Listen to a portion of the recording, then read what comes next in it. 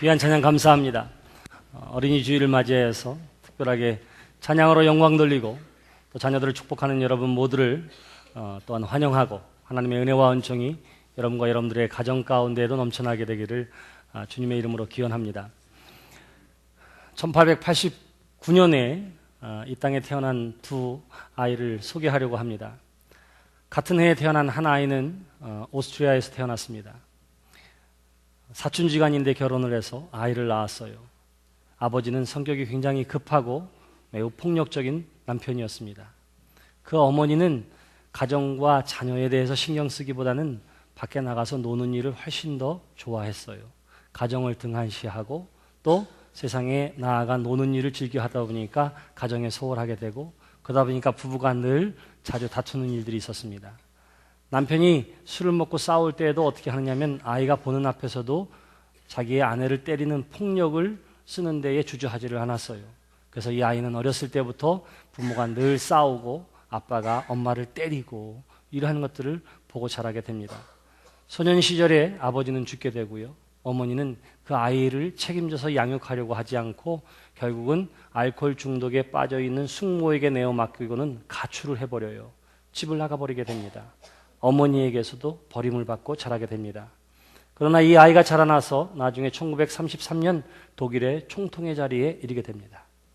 자, 같은 해 1889년에 이 아이가 태어난 같은 해에 태어난 또 한 아이가 있습니다. 그는 미국 텍사스에서 태어났습니다. 그의 부모는 신앙적인 부모였어요. 아이가 태어났는데 아이의 인성교육과 신앙교육을 위해서라면 시골로 나아가서 시골에서 아이를 가르치는 게 더 낫겠다 생각해서는 저 중부 캔사스 시티까지 가게 됩니다. 그리고는 그곳에 있는 시골에 가서 아이를 가르쳐요. 아이들과 함께 합니다. 아버지는 늘 입버릇처럼 이야기합니다. 하나님을 경외하라. 이것이 제일 중요하다. 우리의 가문은 하나님을 경외하는 가정이다. 늘 아버지가 그렇게 이야기합니다. 그의 자서전에 보면 그 어머니에 대해서 회상할 때 무엇을 떠올리느냐 하면 우리 어머니는 아침 저녁으로 나를 품에 안으시고 매일 기도하셨습니다. 그래요. 하나님의 말씀으로 양육하고 매일 기도하는 어머님이 돼서 이 아이는 자라나게 됩니다. 이렇게 자라난 미국의 태생의 한 아이와 그리고 오스트리아에서 태어난 그 아이가 서로 만나게 돼요. 언제 만나느냐 하면 1944년 6월 6일부터 시작되어져서 11개월 동안 2차 세계대전이 열려지게 됩니다. 한 사람은 독일의 총통으로 이 전쟁을 일으킨 사람이요. 그 전쟁을 통해서 수없이 많은 사람들을 학살한 사람입니다. 그리고는 1945년 4월 30일 지하 벙커에서 결국은 자기 머리에 총을 쏘고는 자살하는 것으로 인생을 마쳐요. 전쟁을 일으키고 수백 수천만의 사람들을 전쟁의 참화 가운데에 죽게 만들었으며 한 시대를 어둠 가운데 이끌다 결국 자신의 인생까지도 스스로 자살하는 것으로 인생의 막을 내린 사람. 그래요. 그 사람이 바로 아돌프 히틀러입니다.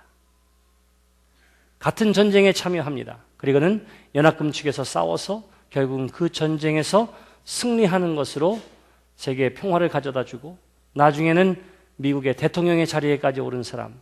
예, 그 사람이 바로 아이젠하워입니다.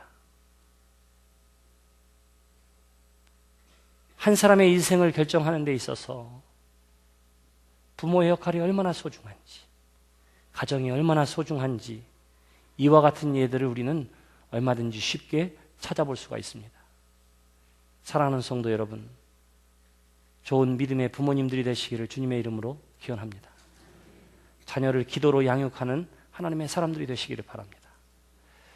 우리 모두가 다 자녀들이 잘 되기를 기대하지요. 그리고는 그 자녀들이 잘 되는데 꼭 필요한 것 가운데 하나가 교육이라고 생각합니다. 그래서 아이들에게 학교 교육에 대해서 얼마나 강조하는지 몰라요. 특별히 우리 한국의 부모님들은 세계적으로도 유명합니다. 미국의 오바마 대통령이 대통령에 당선된 후에 교육개혁 정책을 실행해 나가는 데 있어서 어디를 본받으라 하면 한국의 부모들, 한국의 교육을 본받으라고 그랬어요. 그 이유가 어디에 있느냐 하면 미국 사회에서 소수민족인데도 불구하고 그 다음 세대를 거듭하면 거듭할수록 훌륭한 사람들이 나타나는 거예요. 보니까 한국의 자녀들입니다. 부모님들의 열성적인 교육열이 아이들을 성공하게 만드는 것을 보게 됐어요. 한국 교육을 보니까 한국 교육이 가지고 있는 장점들을 보게 됩니다. 그래서 우리 한국을 배워야 한다. 대통령이 그렇게 이야기하기도 했습니다. 그래요. 좋은 교육이 훌륭한 자녀를 낳을 수 있습니다. 우리가 학교 교육을 통해서 배우는 것들이 있지요. 지식과 정보를 배우게 됩니다. 기술을 습득하게 됩니다. 인성교육도 하게 돼요. 그런데 우리가 이러한 교육이 사람의 장래를 온전하고도 결정적인 것들을 역할을 하느냐 그러면 꼭 그렇지만은 않습니다. 기원전 460년 저 그리스의 도시국가가 설립되게 됩니다. 바로 스파르타라고 하는 도시국가예요. 아주 특별한 나라였습니다. 왜냐하면 국가에서 교육을 관장하는 나라이기도 했어요. 아이가 태어나면 그 중에 튼튼하고 똘똘한 아이들만 모아가지고는 강하게 교육시키고 훈련시켜서 나라의 지도자로 삼았던 거예요. 그걸 국가가 관장했습니다. 얼마나 그것에 대한 선출과 교육의 과정이 엄격했는지 오늘날도 우리가 스파르타식 이러면은 뭐라고 해요? 아주 강력한 훈련의 과정, 교육의 과정을 이야기할 때에 흔히 이야기하는 게 스파르타식 교육이라 그렇게 이야기합니다. 그런데 그 나라도 어떻게 하느냐면 그 나라의 역사가 100년을 채 가지 못합니다. 그리고는 전혀 교육되지 않은 야만족에 의해서 나라가 쓰러지게 되다가요. 결국에는 기원전 140년 때에는 로마에 의해서 완전히 멸망당함으로 지구상에 그 이름조차 남아있지 않은 나라가 되고 말았습니다. 그렇게 열심으로 교육했는데 그렇게 강하게 교육했는데 결국은 그것이 뭐냐면 영혼성을 가져다 주지도 아니하고 성공을 보장해 준 것도 아니에요. 그럼 무엇이 더해져야 할 것입니까? 오늘 성경은 우리에게 가장 중요한 것 가운데 또 하나를 소개하고 있는데 그것이 바로 영적인 교육이라 하는 사실을 우리에게 가르쳐주고 있습니다. 오늘 우리가 함께 읽은 본문 말씀을 통해서 예수님과 그 가족의 이야기를 통해서 이 시대에 여러분들의 가정 또한 여러분들의 자녀들 또한 아름답고 거룩하고 복된 믿음의 가정이 되시기를 주님의 이름으로 기원합니다. 오늘 우리가 함께 읽은 본문 말씀이 어떠한 이야기입니까? 예수님의 부모님께서 늘 해마다 그러해 왔던 것처럼 유월절을 지키기 위해서 나사렛에서 예루살렘으로 여행을 하게 됩니다. 그 여행의 길이 걸어서 가는 길인데 120km 정도 돼요. 걸어서 걸으면 하루에 10시간씩 걷는다 하더라도 3일길이나 되는 거리였습니다. 그런데도 해마다 유월절을 지키기 위해 예루살렘으로 방문하다가 예수님의 나이 12살 되었을 때에 드디어 예수님도 데리고 가게 되는 거예요. 왜냐하면 이스라엘은 율법에 따라서 적어도 12세가 되면 반드시 유월절을 지켜야만 했기 때문에 이제 예수님이 그 나이가 되어서 비로소 부모의 손에 이끌려 예루살렘에 가게 되었다. 성경은 그렇게 이야기합니다. 그리고는 절기를 지키고 돌아가게 되었어요. 많은 사람들과 친척들이 함께 갔다가 돌아가게 되니까 서로 어떻게 생각하느냐면 잘 따라오겠지 하고 가고 있는데 하루길쯤 가서 보니까 아이가 없는 거예요. 그 어린 예수가 없는 것입니다. 부모가 걱정하기 시작하죠. 도대체 어떻게 됐을까? 어디서부터 없어졌을까? 아무리 찾아도 찾지를 못해요. 그래서 결국은 어떻게 하면 찾고 찾아서 다시 예루살렘으로 오게 되고 예루살렘에서도 성전에 들어가 봤더니 거기에서 12살짜리 내 아들이 거기에는 성전 학자들과 선생님들과 더불어 서로 묻기도 하고 답하기도 하는 것을 보았다. 성경은 그렇게 이야기하고 있습니다.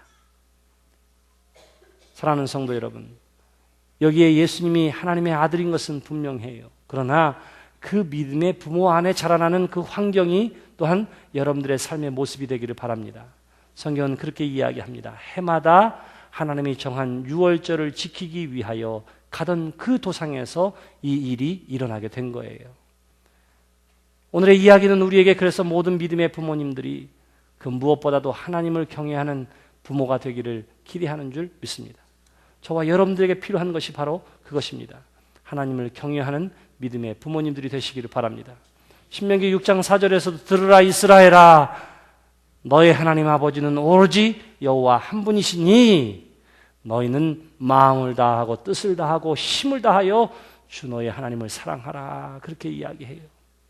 하나님은 한 분이시니 그 하나님을 경외하는 것, 그 하나님을 사랑하는 믿음의 부모님들이 되시기를 바랍니다. 그 믿음의 부모님들을 통해서 아이들은 신앙을 보고 배우게 되어져 있는 거예요. 절기를 따라 때를 따라. 그러므로 여러분들이 신앙생활 하는 것 중요해요.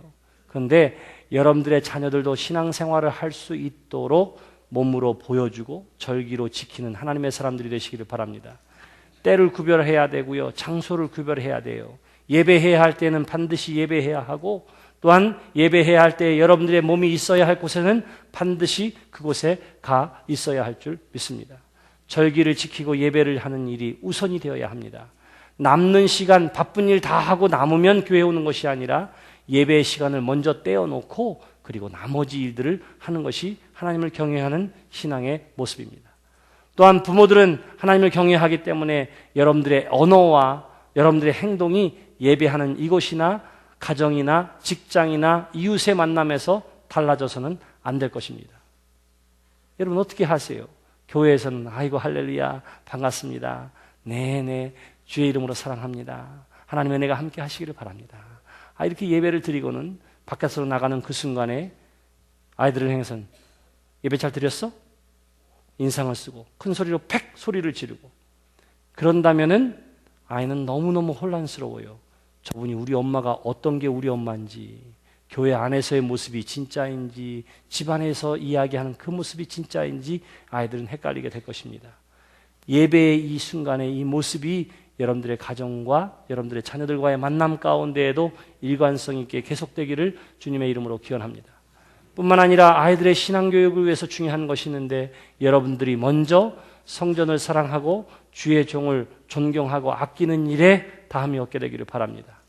왠 줄 아세요? 자, 우리가 목사님, 전도사님, 교회학교 선생님 이렇게 부를 때에는 그 사람의 인격과 관계된 것이 아니에요. 본질적으로는 하나님이 세운 자리이기 때문에 우리가 경어를 쓰는 겁니다. 그래서 우리가 처음 만나는 사람이 목사님이라면 이 사람의 인격을 확인해보고 혹은 백그라운드를 체크업하기 전에 뭐라 그래요? 그냥 목사님 하고 경어를 붙이죠. 왜냐하면 하나님이 세웠기 때문에 그런 거예요.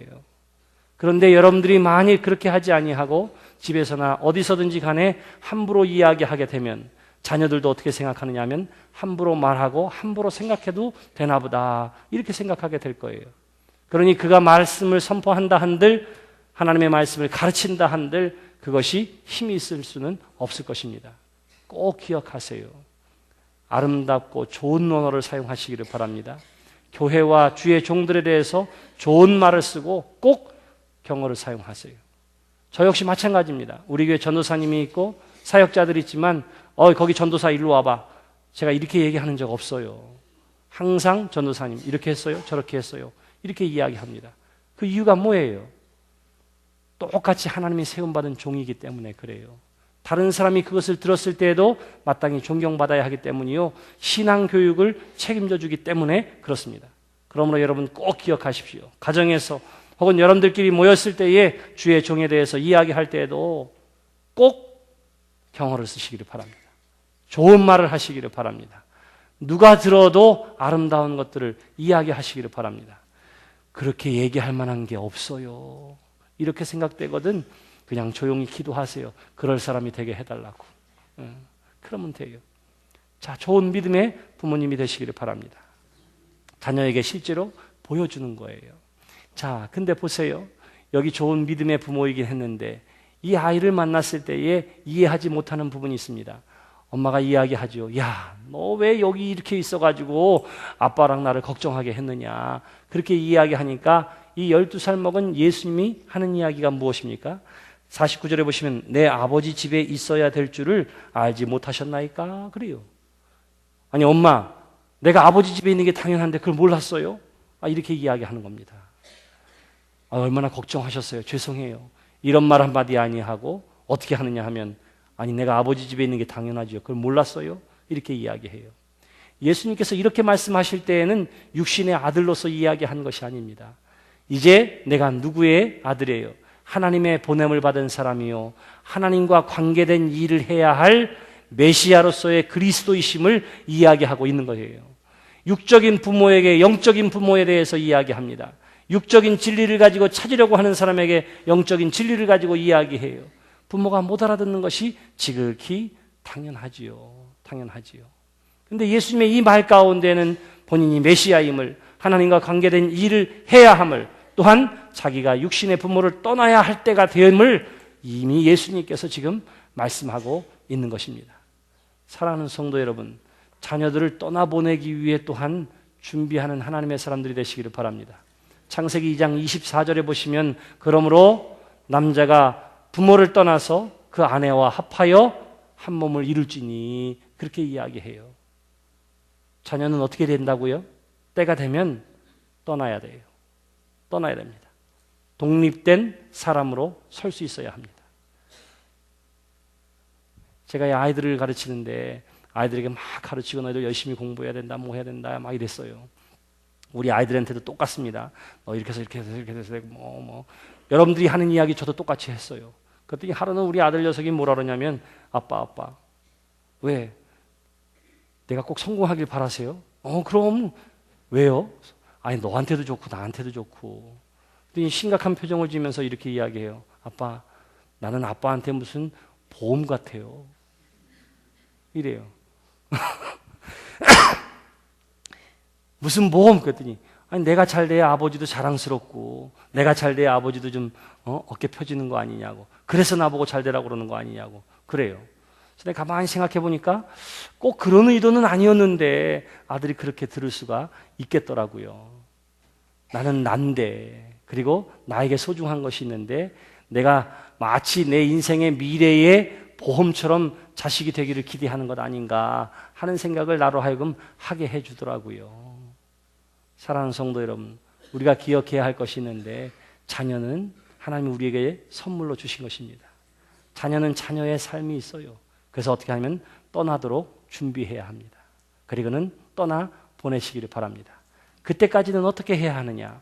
여러분들이 자녀들을 이해하지 못한다 하더라도 어떻게 해요? 함께 해야 할 것입니다.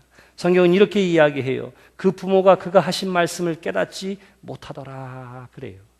예수님이 하신 그 말씀, 나는 하나님과 관계된 일을 해야 하고 나는 부모의 부모를 떠날 때가 있다고 하는 사실에 대해서 지금 이야기하는데 부모는 이해하지를 못하는 거예요. 여러분, 저와 여러분들도 마찬가지입니다.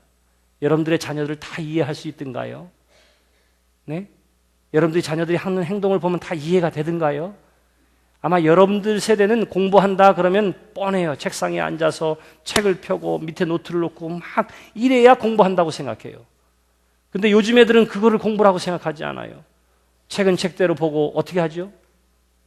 헤드폰을 꽂고 음악을 듣고 또 전화를 오면 또 전화를 하면서 또 텍스트도 치고 이러면서 책을 보고 이러는데 뭐 하냐 그러면 공부한다고 그래요. 우리는 본데 뭐예요? 계속 영화 보는 것 같고 게임하는 것 같고 음악 듣는 것 같은데 공부한다고 그래요. 근데 요즘 애들은 그래요. 듣기도 하고 보기도 하고 공부도 합니다. 이걸 동시에 할 수 있는 세대예요. 도대체 이해하기 어려운 부분들이 반드시 있을 거예요. 그런데 사랑하는 성도 여러분, 자녀들을 꼭 이해하려고만 하지 말고요. 그냥 같이 있어주는 부모님들이 되시기를 바랍니다. 다 이해하지 못하지만, 다 받아들일 수는 없지만 그럼에도 불구하고 어떻게 한다고요?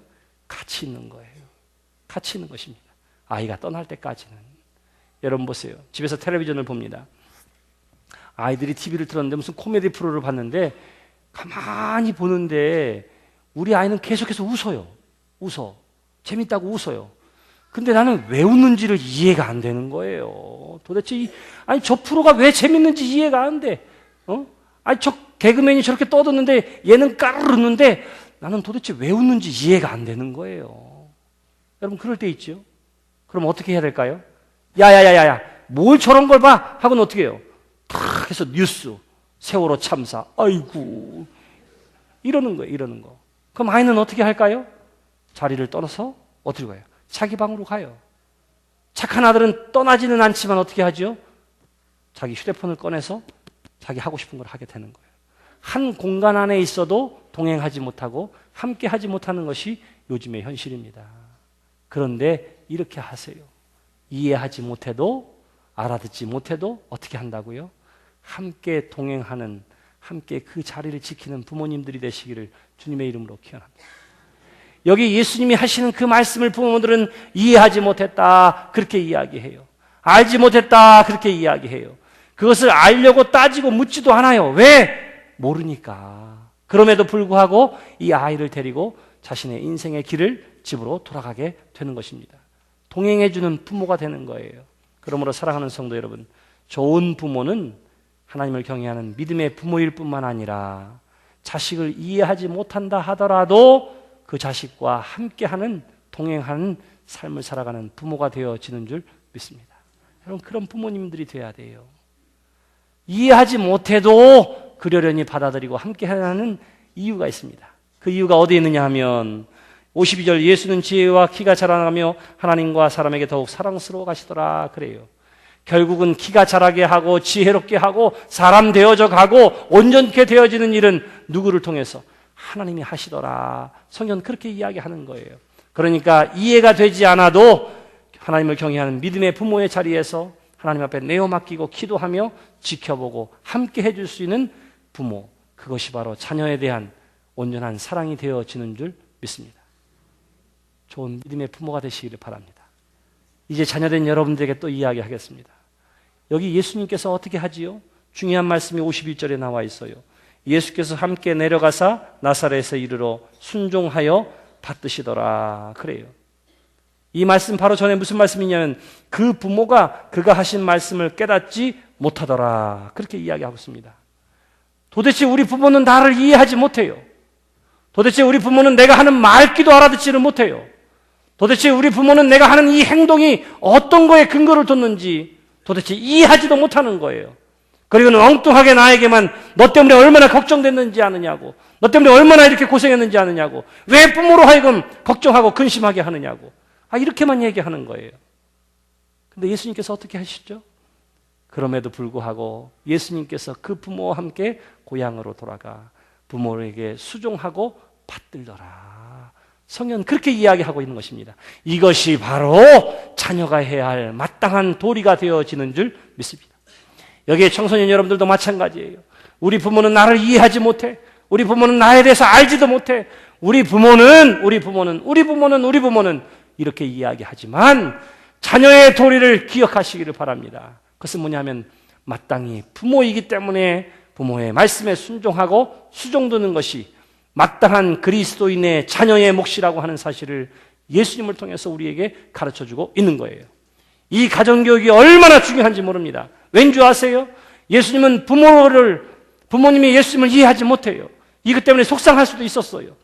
우리 부모는 왜 나를 이해하지 못할까? 그런데 이 신앙의 교육과 가정의 교육이 어디까지 이어지느냐 하면 저 겟세마네 동산까지 이어지게 됩니다. 그래서 어떻게 하지요? 예수님께서 십자가에 달려 죽으셔야 하는 것, 그 문턱에서 할 수만 있거든 이 잔을 내게서 지나가게 하여 주시옵소서. 아버지의 분명한 뜻이 있는데 어떻게 해요? 나는 이해할 수도 없고 받아들이기도 싫어요. 그래서 기도합니다. 할 수만 있다면 이것을 그냥 지나가게 해주세요. 아버지는 창조주 하나님이요 능력의 하나님이신데 굳이 내가 이 고난을 당해야 합니까? 이것이 피땀 흘려 했던 예수님의 기도였습니다. 그런데 아버지에 대한 이 순종과 받듦이 어디에까지 이르게 되느냐 하면 그러나 내 뜻대로 마옵시고 아버지의 뜻대로 하여 주시옵소서. 내 생각은 짧고 부모랑 다를 수 있지만 내 뜻대로 하지 마시고 그래도 아버지의 뜻대로 하여 주시옵소서.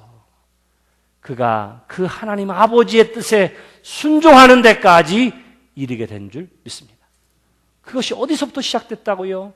육신의 부모를 순종하고 수종드는 것으로부터 시작됐다고 하는 거예요. 신앙교육이 중요한 이유, 가정교육이 중요한 이유가 바로 여기에 있습니다. 그러므로 사랑하는 성도 여러분, 여러분들의 가정이 이와 같아지게 되기를 주님의 이름으로 기원합니다.